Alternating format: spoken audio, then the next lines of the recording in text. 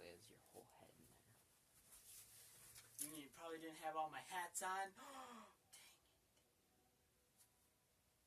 Hey there, guys. Guess I gotta do it again. I'm just kidding. Sorry. Hey there, guys. Kong Skull Island is the second film in the legendary MonsterVerse. It is Is that really your intro? Yes. It is a sequel spin-off of the 2014 Godzilla movie, and it is a reboot of the King Kong franchise. And a good one at that. This whole thing is a mess. Really good one. Did it catch any of this? No. Pringles.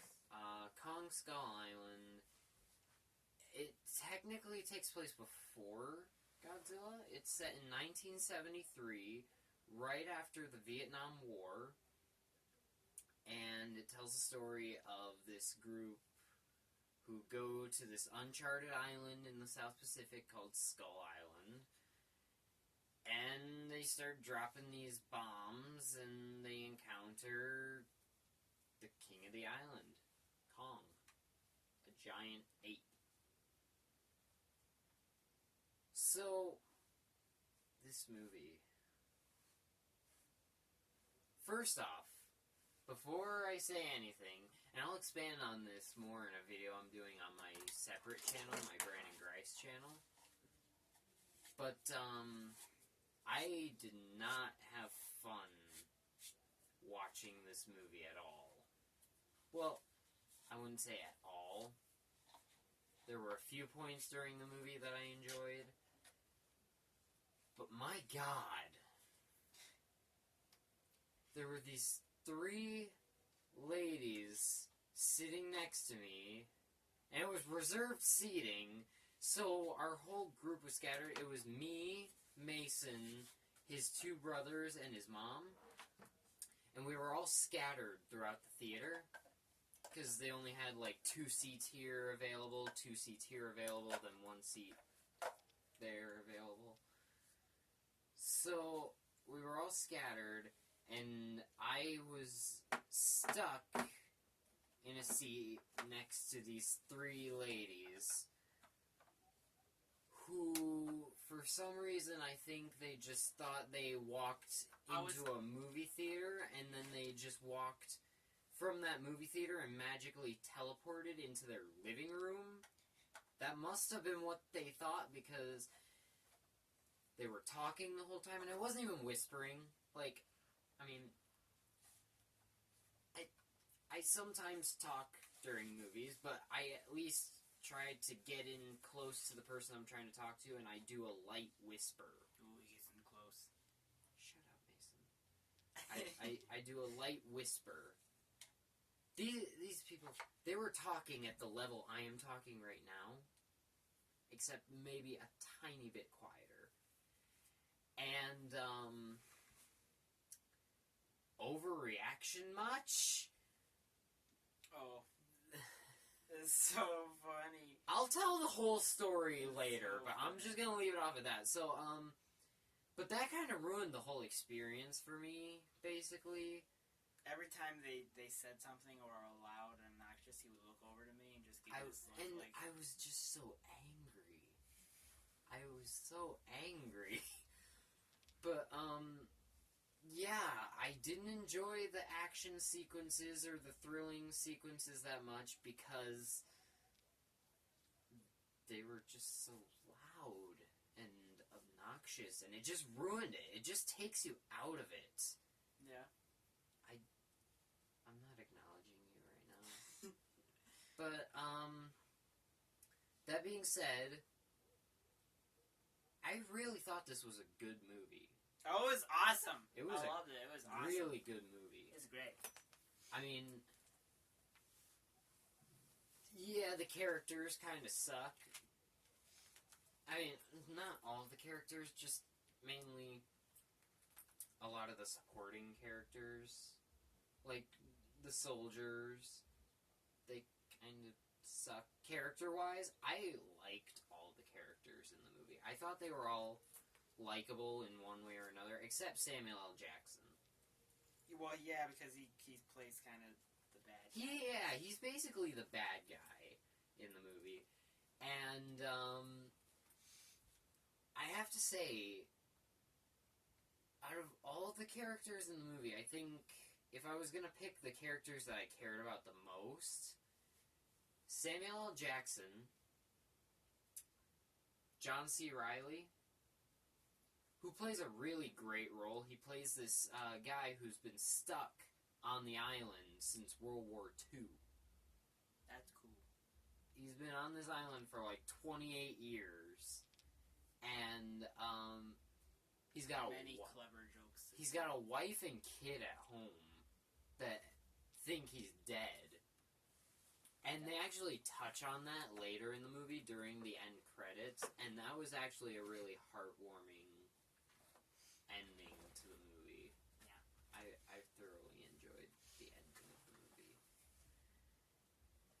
But, and then, honestly, Tom Hiddleston. I like Tom Hiddleston's character. That was great. Yeah. I mean, he wasn't a good character, but he wasn't a bad character. He just didn't have that much, character. You know? Yeah. Like, he was cool and all, and he was there, and it was cool seeing him there, but he didn't really have much... Add too much to it. Well, not even that. It's just he didn't have any character. He's just cool guy who knows how to do these things, and you're supposed to like him because he can do all these cool things, and he's the main character, and you like him already because he played Loki. And you're just like, yeah, that's true, but what has he done that makes me care about him? He's pretty cool. He was cool, though. I liked his character. I hope he gets more of a role in this universe. Because there's a lot they can do. There's a lot more stories they can tell with the human characters alone. Not even just the monsters. Like, you have this monsterverse. But there's so much you can do with the human characters. Because, no spoilers, but they get this kind of proposition and revelation at the very, very end of the movie. And it leads to a place where they can definitely come back. Let's just talk about the best part of the whole movie. The action. Oh, the action was awesome. The action in this movie is incredible. You know what Especially I love? how it was shot. How it was shot was incredible. I love the first-person angles during some of the action scenes where you actually see, like, the perspective of the person with the gun. Because I saw a glimpse of that in the trailer, and I was like, that'd be cool if this movie has, like, a first-person shooter-style filming. And they use it sparingly in the movie, but it's used really well. And the direction in this movie is great. A lot of the camera shots and the way it's set up and the way it goes through and the way it transitions, very well done. Very well done indeed. Very well done. But, yeah, like, the scene in the forest or the jungle with the spider thingy. Yeah, that thing was weird. That thing was weird, and it was cool. I wasn't scared of it. I'm usually scared of spiders. Yeah? But that thing was just cool. I mean, I'm not going to buy the toy of it, and they actually do have a toy of it. Found that out, minutes ago. Yeah, I'm not going to buy the toy of it, but it was cool. That scene was unfortunately ruined for me, though, because... Well, you guys already know why. But, yeah. But, Rant about the female stooges. But, it's like, there's a bit where you just see the first person of the dude with the gun shooting at the spider thing, and I was like, that was a really cool way to shoot that. and yeah, it's really fast and engaging. yeah, that's one of the best things I can say about the action. And I love that Legendary has done this so far with their movies. And it's the same thing Marvel does with their movies. And it works for Marvel, so I'm glad it's working for Legendary too. They get these relatively unknown directors who've done like indie projects and stuff, and they give them these big budget, action-y big movies, and it works. Like, you have Gareth Edwards, who directed I think this one movie, Monsters, which was like about as indie as you can get for a sci-fi type movie. And they just gave him Godzilla. They gave him Godzilla, and you see how well that turned out, because Godzilla is one of my favorite movies of 2014. Yeah? Yeah. And then you have the director of this, who I forget his name, but I know he's directed a few independent films, I think. And then they just hand him King Kong. Yeah, I really am looking forward to where this franchise goes. You know, the CGI was great. King Kong looks incredible. Yeah, this is really Like, well done on King Kong. Oh yeah, like you just see, like they get like really up close on some of his body, like his face. There's one shot in the movie where you get a very up close look at his face. There's very much a lot of detail. Yeah, there's so much detail packed into this, and it's incredible. Or there's this other scene where you see a close up of his hand. He's holding someone in his hand. You just see like the pads of his fingers and his palm. I don't know how they do it, but I think my biggest complaint with the movie, again, is the lack of character development in most of the characters, besides John C. Reilly and Samuel L. Jackson.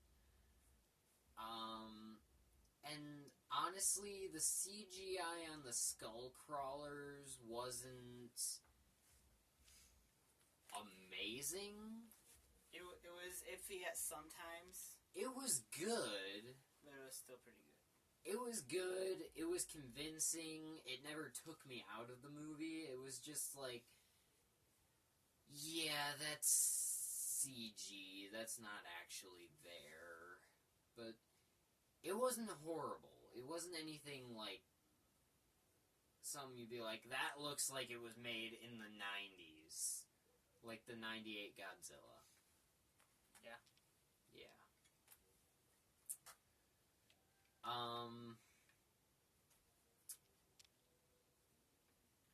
Yeah, so that's where I think we'll end this review.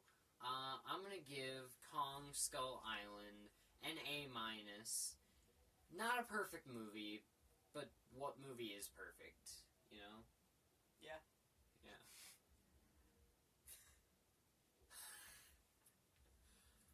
I was trying to keep a straight face. I know I was.